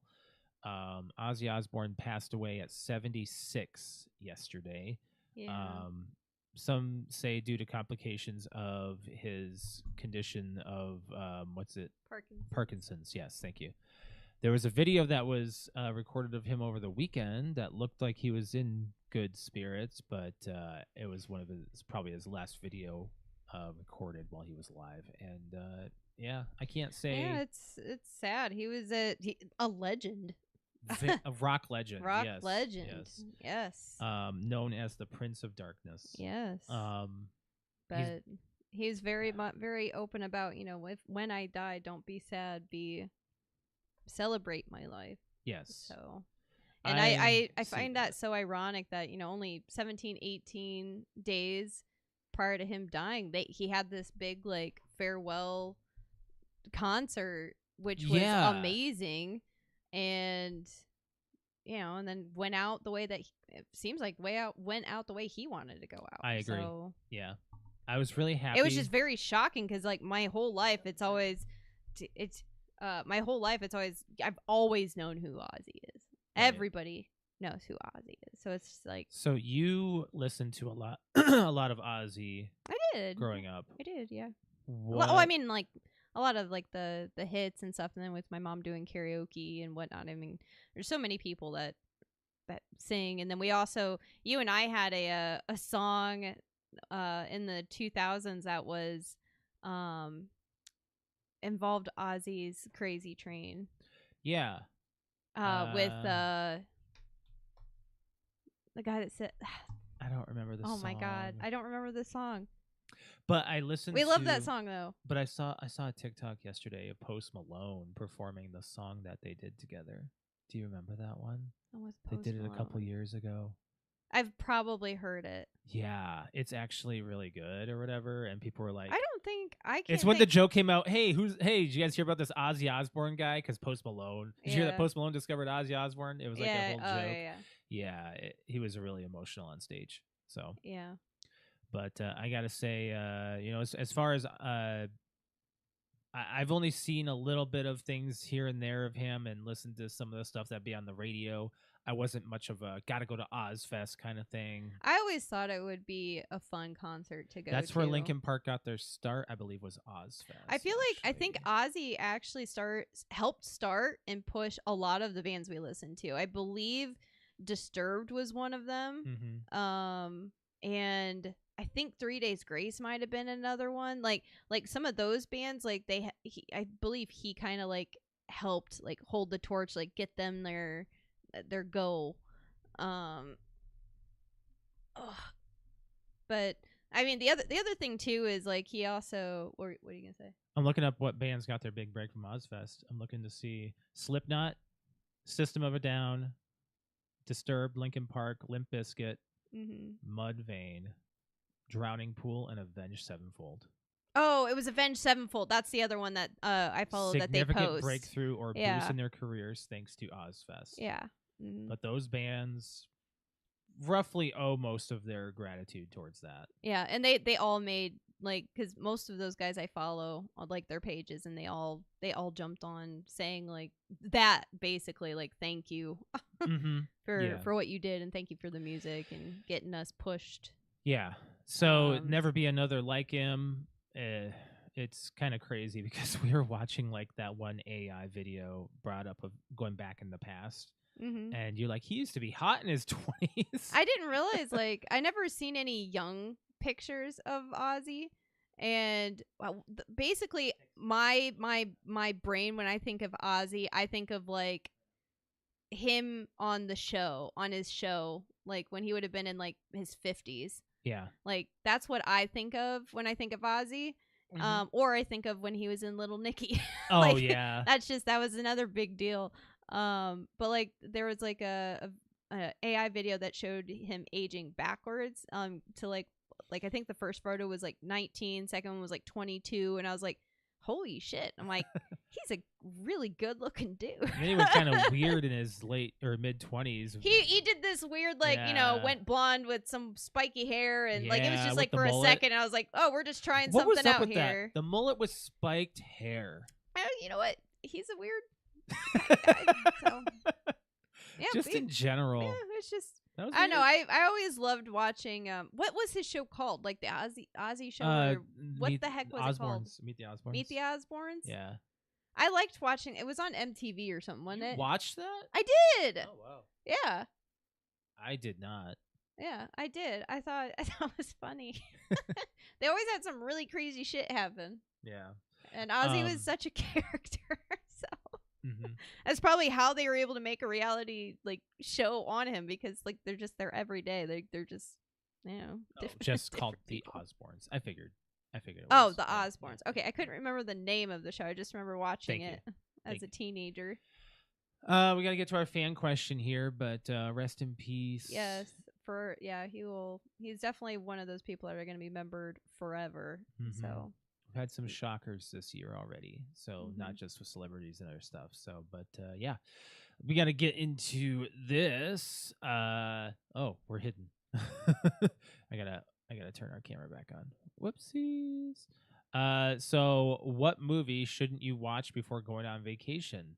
You and I were talking about your mom going on a cruise, and I was like, well, make sure she watches Speed too. Kind of funny joke. Ha ha ha. So I made a meme here, going camping with friends this weekend, and you got Evil Kermit saying, watch the Blair Witch Project first. So, yeah, there's some good responses that we've seen some people on social media and Discord. We appreciate that. But I'm going to go first on a response here and say a movie that has actually scarred me to the point where I never rewatched it. Only saw it once. I bought it when I saw it. Like, I bought it to watch it because it wasn't available on renting. And that movie is called Cabin Fever. I've never seen Cabin. Yes, we watched it. We did? Yes. What was it about? It is about a lake house. Well, These teenagers go to a lake house. And they go swimming in this lake, and it has a flesh-eating bacteria. Okay, I don't really remember it. The ending pays some kind of, I want to say, homage to what's the movie? The Shining. Okay. Because the main character is in the hospital and he's going past this room, and one of them has like a bunny outfit. Oh, I don't know. I guess it's been, if we did watch it, I don't remember. It was weird. Oh. It was a weird movie. Yeah. Oh, you went super hardcore. Yeah. I'm good for that. It scarred me for life on lakes, and I'm really skeptical of what's in water all the time. So yeah, flesh-eating bacteria, not very fun. And that movie got a sequel. You got one? I had two. Okay. One, it's not so bad, but it's also like could be really scary. It's actually more like romantic. My other was Blair Witch. That's why I had it as the meme. Oh, okay. So. One was 6 Days, 7 Nights. That one's because if you want to go to a small island, small charter. Scary. Yeah. So 6 Days, 7 Nights was one. And think about it. Oh my god, I just lost the name of it. It's okay. It's another one where the plane crashes. Tom Hanks, Ball. Oh, yeah. Castaway. Castaway. God, what? That's actually a really popular answer that I saw. Oh, is it? No, not like on social media, but that's actually like I saw a list. Because like that's worst case scenario. Like you're stuck on a freaking absolutely zero. But that's one of your favorite movies. I don't think it's a favorite, but it's a very good movie. Okay. But it's definitely like, oh my gosh, this is like, worst things that could go wrong, and it I don't know. It's just, it's so scary. Like, to just know that you're most like to give up and be like, no one's ever going to find you ever again. And you get so delusional that you make a beach ball a human to talk to so you should stay sane. That's interesting, though. I don't think I talk to inanimate objects like I I used to would. as a kid. I would go insane if I didn't like make a character. imaginary friend. Yeah. We got a response on Discord from Terrible Terrors. He gave a list. Oh wow. Okay. Final Destination. Well, that one's an obvious one for me too. Like, there's still certain things that when I get on roller coasters, That's 3. I know, but when I get on roller coasters, that's like the first thing that goes through my mind, and I try to get that sucker out of my head real quick. The airplane is 1. Mm-hmm. 2 was the traffic, the highway. That was the highway traffic What thing. was 4? I don't know. I don't even remember watching 4. I don't think we saw. I don't know if we 4. watched 4. That was the Final Destination, and then we haven't seen. Yeah, the we haven't fifth seen the one, rest. or the. Yeah, we got to. We need to. Yeah. The rest of the list, Wrong Turn, which I've only seen that movie once as well. That Yeah, I was the can't. I'm movie not watching that movie again. Bought to watch, but Never watching that movie again. It was only a $4. Fuck no. VHS. That movie still. Just hearing the title of that movie turns my stomach. I don't remember it very well. The movie. I don't remember the movie very well. It's like glued into my brain forever. Alive. I've never heard of that movie. Alive. I don't know that one. I'll have to look that one up. Wolf Creek. That one was a good one. We watched that one. Yeah, that one took place in Australia. It was based on a true story. Oh, even better. Yep. The Visit. We've never seen The Visit. That one was on our list, but we got that for our horror movie month. Okay. So we're gonna save that one, but that one for sure. Yeah, The Visit. I've been wanting to. I think that's attached to M. Night Shyamalan. Oh, okay. So, that's it for Discord. I think we got a few Facebook comments here. Let me go to our PTO Unlimited podcast Facebook. Which, if you are not following us on Facebook, what are you even doing with your life? You should be. PTO Unlimited podcast. Got a comment from Gina, your mother, saying, "Oh, really? Yes." She gave a few. Really? Okay. Titanic. she would put that because she just got off a boat. Yep. Jaws. She would put that. Yep. Shark. She loves Week. Jaws, and she though. said Shark Week on TV. Oh, okay. And then also any of the airplane tragedy movies from the 70s, which there were a number of them. That's why the movie Airplane came out. Oh. Yeah, It's to mock that. To mock it? Yes, Oh. because there were so many of them. Hmm. I can't say so many. There were a number of them that came out. So That's funny that she would put Titanic. right. Mom's over in Seattle right now and just got off of a 7. You could argue 10-day Poseidon. cruise. You could. Because that's also a big ship, but that's more of a Not passenger Poseidon. ship. It's The Poseidon Adventure. Oh, it's Poseidon. Is it? Well, the original is called the Poseidon Adventure, and then the remake was called Poseidon. Oh. Yeah, with Kurt Russell. I'm sure. I I don't remember that movie. I don't know if I've even seen that movie all the way through. We've got Patrick Solus from the It Be Like That podcast, by the way. Shout out to that. All right. Patrick says, would have to say a few. Hostel. Okay, I've never seen Hostel, but I probably never will, according No. to many of my friends. No. Texas Chainsaw Massacre. Yeah, don't go to this. I'm going to Texas. Yeah. Mm-hmm. Whee. The Hills Have Eyes. That's That's the desert. That's not a good one either. I can't believe we watched that movie. I can't remember it, or not can't remember that. I remember that, and I'll not watch that. You don't. I don't want to watch it ever again. Hostel for obvious reasons. The other two, what can go wrong while traveling? I'm sure when you guys were traveling through the desert when we had our Kansas trip, The Hills Have Eyes. I'm came sure up. that probably came up. Yeah. Yeah. All right. We've got whoopsies. We've got Jersey Comic Crew podcast. Shout out to them. It's got to be Jaws if water's involved. Yeah. Jaws was a big one that came out and scared a lot of people. I heard that people had like reactions. Oh wow, in we've theater. got a list here. Okay.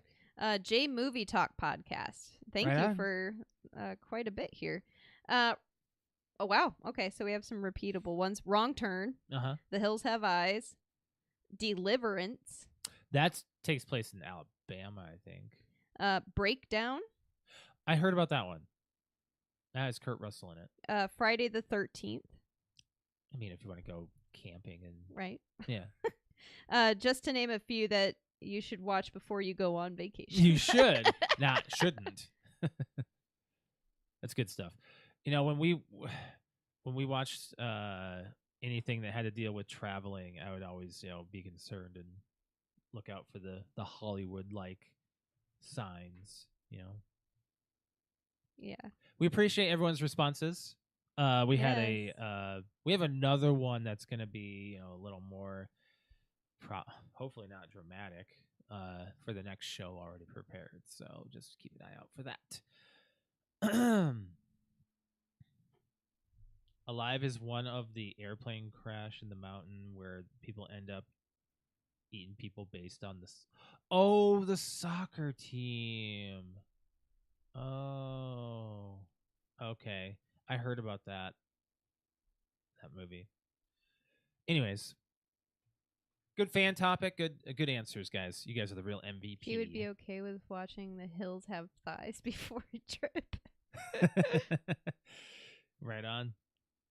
All right. Do we have anything else you want to touch on before we get out of here, Alex? No. No. Nope. Okay. No. Gonna go ahead and plug your Twitch. Yeah, if you would like to watch me stream, it is twitch.tv/cute_kitty, KUTE_KITTI. I stream on Friday, Saturday, and Sunday evening. Really, you can kind of catch me playing, for the most part, Call of Duty right now. Every once in a while, we'll play some Dead by Daylight. We were playing some Borderlands. We should probably get into Borderlands 3. Yeah, we got. Well, actually, we should probably do like the fight for Sanctuary. Yeah, we should do some of the extra stuff in Borderlands 2 first before moving on. But yeah, that's it. Yeah, just come hang out with me over the weekend. As far as my stream goes, twitch.tv/Mr. L, MISTERL. You can find me there Thursday night and Saturday morning. I was playing Nintendo Switch games, but right now I might move into Warzone, Fall Guys, or Fortnite, some form of battle royale. Go back to that for a little bit. But you can catch me there on those days. As far as our podcast goes, we would like it if you guys hit the like button on this video if you have not already, and subscribe to the channel, and hit the bell to be notified when we're live, which is normally every other Tuesday, 7 p.m. Eastern Standard Time on our YouTube channel. If you want to follow us on our social media, we're on Facebook, Instagram, and Twitter/X. PTOUnlimited is what you'll search on most platforms. PTOUnlimited_podcast on our Instagram. And then also make sure you guys are joining our Discord and chat with us on there as well. We give announcements and cool things there. If you want to follow me on Twitter, it is @_Mr. L. Cute_kitty. Wow. I have to hear it in my head, Brett saying his name. Yeah, it's been a minute.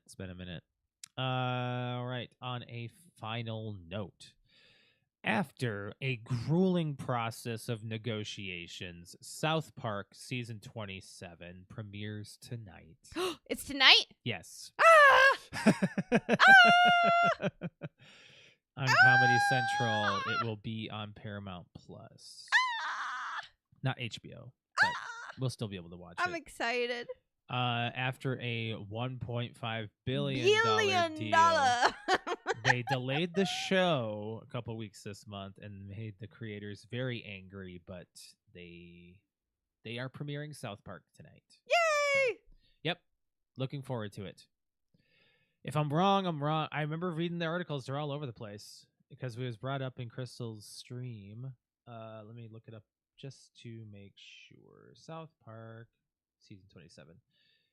It's online right now, apparently. Woohoo! Yep. Yay! Oh, Yeah. I'm excited. Wait. How to watch online right now? Maybe it's not online right now, but it is on. Maybe it is. I don't know. Gosh, these articles are so weird. I'm not sure. Either way. But it will be tonight. Anyways, so looking forward to a season of South Park, and hopefully that cheers everybody up with their with the way the nature is in this world. I always love me some South Park. All right, guys, we will catch you in the next episode in 2 weeks. I hope you guys have a good one. Bye, guys.